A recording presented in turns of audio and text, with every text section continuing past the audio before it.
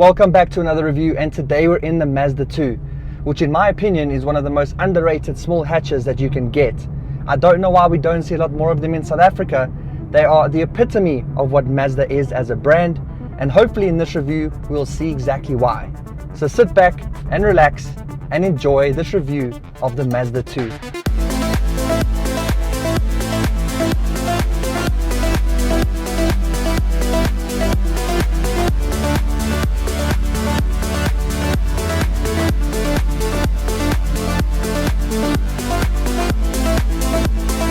Now I did say it's the epitome of Mazda. Now that's because it's got practicality, comfort, great build quality, good materials, and relatively well priced for what it has to offer in the segment. Now this might come across as a little bit biased, but we used to have a Mazda 2 in the family for over 10 years, and we never had a single day of issue with the car throughout the time we had it. Now that speaks volumes for peace of mind and reliability, in my opinion.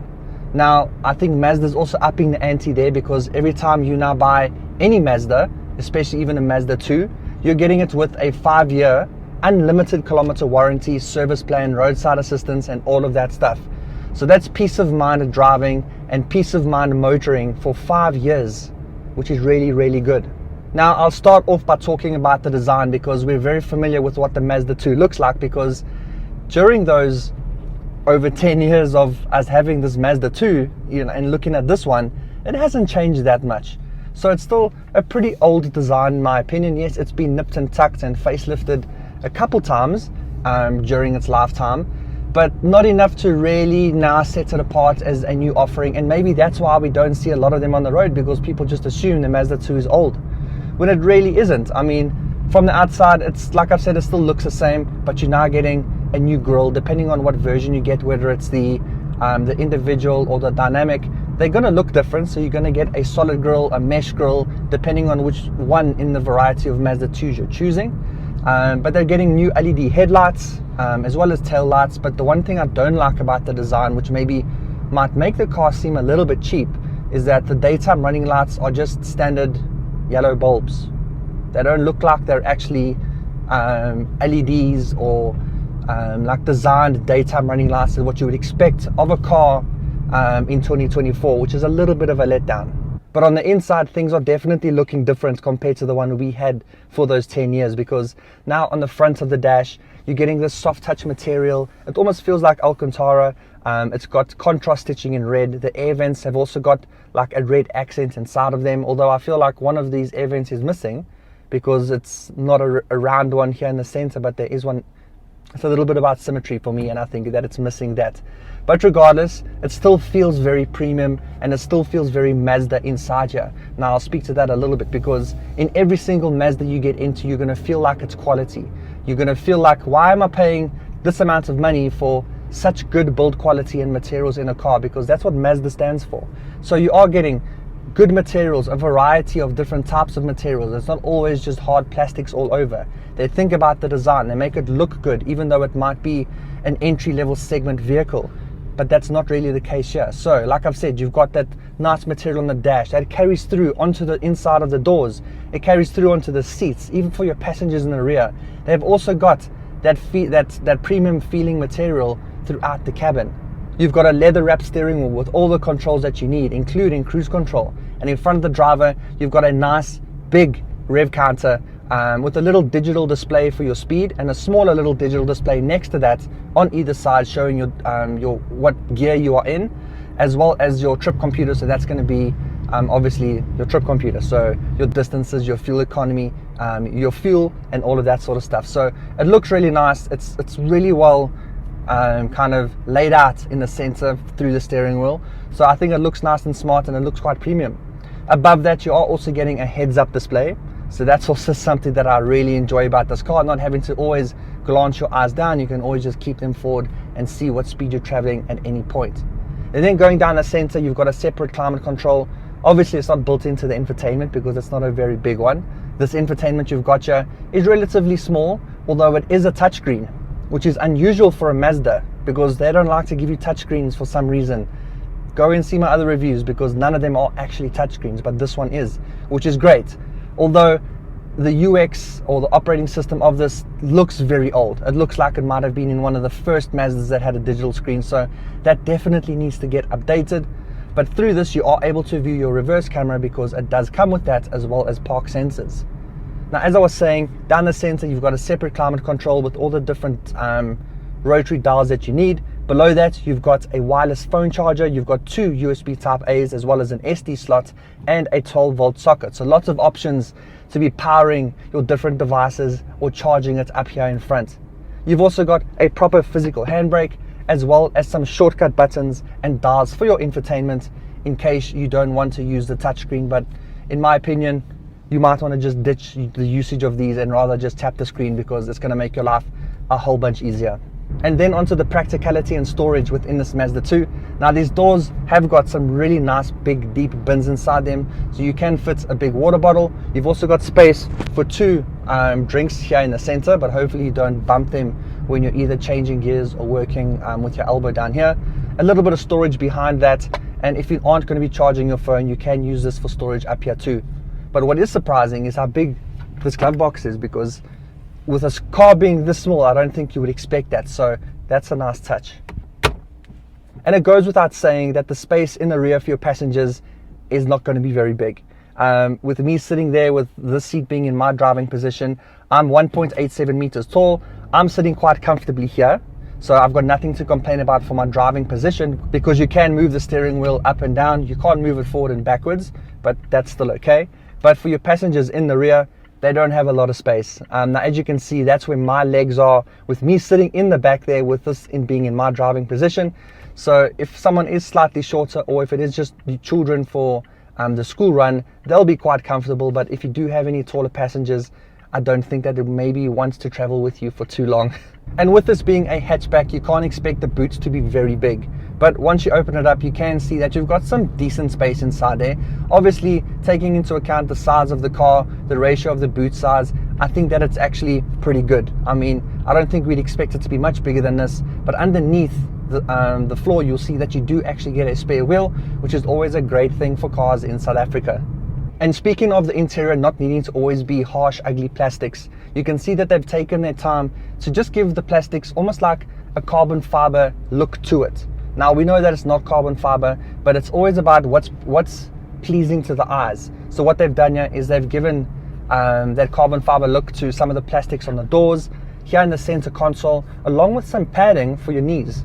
So here in the center, you've got some padding on the side, just so if you do bump your legs against the side, you should be in some comfort and you're not going to be banging your bony knees against the center console. And those are the little touches that I feel Mazda gets right all the time. And then onto what's powering this Mazda 2.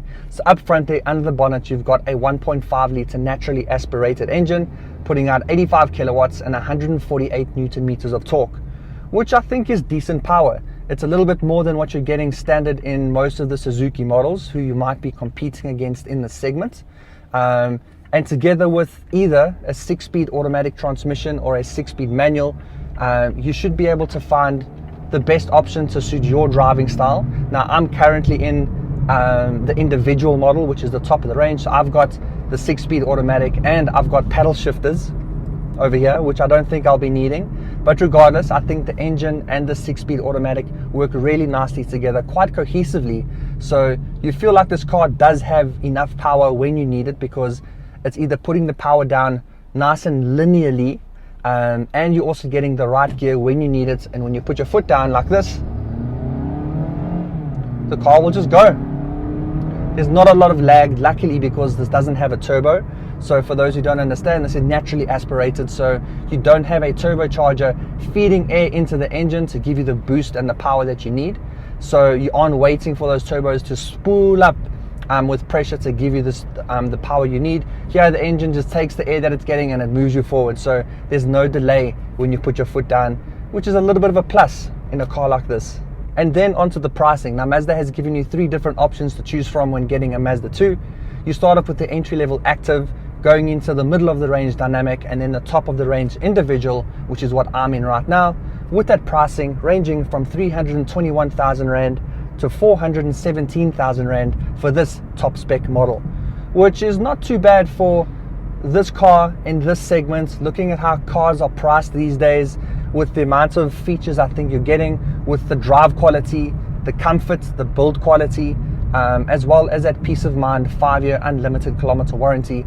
I think that this pricing is pretty good for this Mazda 2. Now, I did say that the engine and gearbox works quite cohesively together, so that should then give you good fuel economy. Now, Mazda does claim 6 liters per 100 Ks for this car, and I'm getting 6.5. So I'm not far off the mark there, which is quite a good thing, and it doesn't normally happen that I get the fuel consumption quite close to what it has, or quite close to what the brand is actually claiming. So I'm pretty pleased with that fuel economy, as well as the power and efficiency that you're getting from this Mazda 2. I like it. And then to talk a little bit about the competitors, because this is a very competitive segment. Now, obviously there's going to be the likes of the VW Polo and the Polo Vivo, as well as Suzuki, but now I'm talking more specifically around the Baleno, because of the pricing and the spec that you're getting. But you also can't forget about the Chinese and the likes of Haval and the Jolion, because that pricing is in the same range and same realm as this, but I feel like you might be getting a lot more value there, but people still might feel a lot more comfortable buying a Mazda over a Haval. So I'll put some specs on screen. You guys can decide where you feel you might be going if you were looking for a car like this, and let me know down in the comments. Are you going Jolion? Are you going Polo? Or are you looking at more of the Suzukis like the Baleno? I want to know.